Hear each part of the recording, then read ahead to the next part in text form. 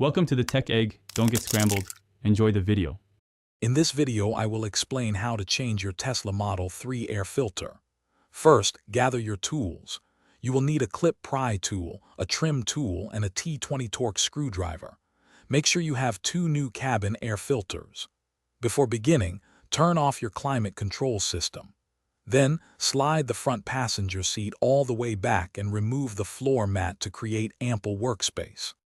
Next, we will access the filter housing.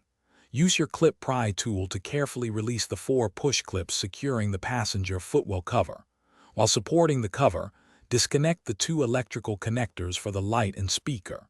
Then, use a trim tool to gently release the right side panel from the center console, working from top to bottom. Finally, remove the single T20 screw that secures the cabin filter cover. Now it is time to replace the filters. With the T20 screw removed, carefully release and move the cabin filter cover aside. You will find 2 filters stacked inside. Gently pull out the upper filter by its tab, then the lower one. Observe the airflow arrows on the old filters.